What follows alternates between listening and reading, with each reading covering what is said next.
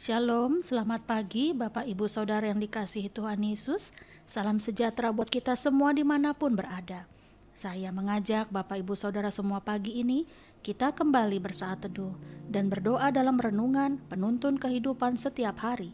Kiranya damai sejahtera Allah dan tuntunan Roh Kudus menyertai kita sepanjang hari ini. Tema renungan pagi ini, kenali Tuhan dengan benar. Nats Alkitab terdapat di dalam 1 Petrus 5 ayat 7b. Demikianlah firman Tuhan. Sebab Ia yang memelihara kamu. Saudaraku yang dikasihi Tuhan Yesus, kita harus menyadari bahwa seluruh hidup kita ada di tangan Allah. Berkat, kelimpahan, damai sejahtera, dan berbagai anugerah lainnya, semua bersumber dari Bapa kita di sorga. Firman Tuhan berkata kepada kita pagi hari ini, kalau kita khawatir, kalau kita cemas, serahkanlah semua kepada Tuhan, sebab Ia yang memelihara hidup kita. Oleh sebab itu, berkomitmen mengasihi Tuhan adalah awal untuk merubah perhatian kita lebih besar kepada sumber pemberi hidup dan anugerah, daripada memberi perhatian kepada perkara-perkara yang fana. Seringkali kita berpikir untuk mengulur-ngulur waktu, untuk memulai hidup sungguh-sungguh di dalam Tuhan. Mungkin kita pernah mendengar orang berdalih berkata, nanti-nanti saja bertobat, kita kan masih muda dan ingin senang-senang dulu. Atau ada orang yang berkata, nanti-nanti saja datang ke gereja, nanti-nanti saja datang ke persekutuan doa, kan masih ada hari esok, dan alasan-alasan lainnya.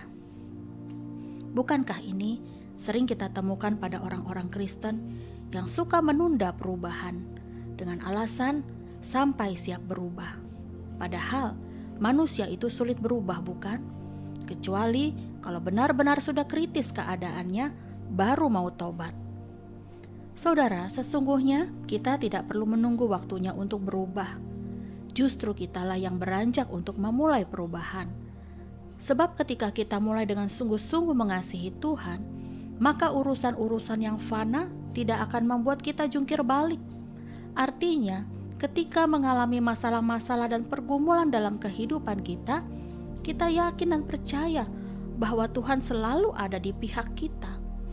Justru dengan bertambah-tambah mengenal dan mengasihi Dia, kita tidak perlu meragukan Tuhan.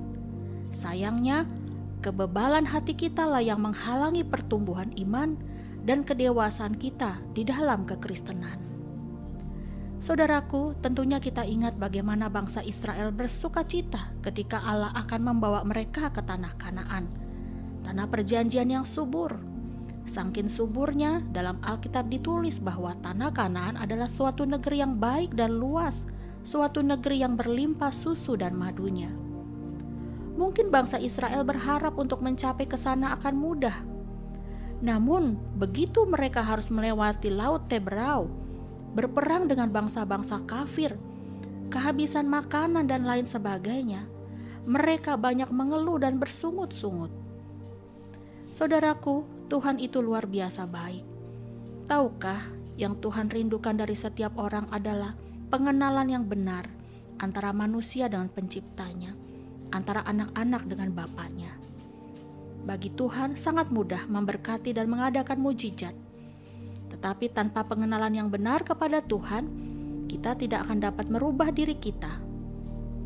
Jadi langkah apa yang harus kita lakukan agar kita dapat memulai perubahan? Pertama, membutuhkan kemauan dan kesediaan kita untuk berubah. Saudara, mungkin ketika citra diri telah rusak di mata orang, pasti kita akan menjadi bahan perbincangan. Tetapi ketahuilah bahwa Tuhan tidak menilai kita sama seperti manusia menilai kita. Yakub saja yang dulunya seorang penipu akhirnya berubah karena ia bersedia diubahkan Tuhan. Ia tidak lagi mengandalkan kekuatannya sendiri, tetapi ia sekarang mengandalkan Tuhan.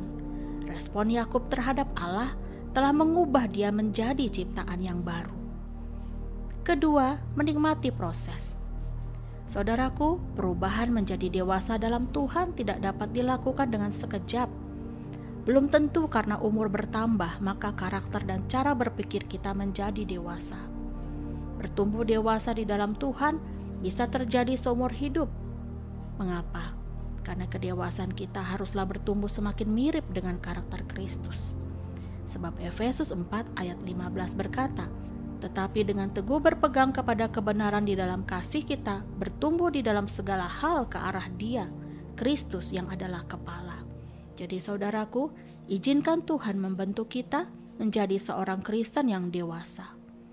Ketiga, kedekatan dengan Tuhan. Saudaraku, ada pepatah yang mengatakan buah jatuh tak jauh dari pohonnya. Ini artinya tingkah laku anak-anak kita tidak akan berbeda jauh daripada perilaku kita sebagai orang tua.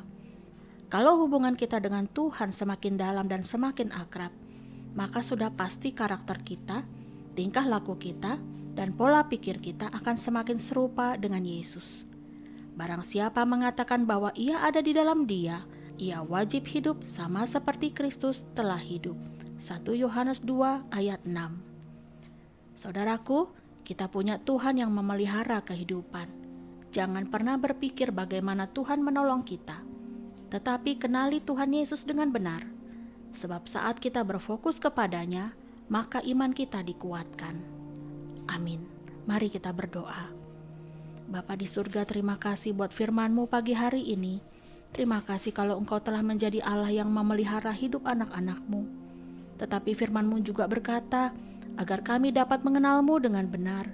Karena banyak orang yang tidak mengenal Tuhan dengan benar akan selalu menuntut, bahkan kecewa dengan Tuhan.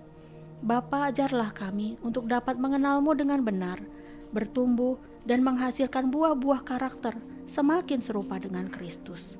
Di dalam nama Tuhan Yesus, kami berdoa. Amin.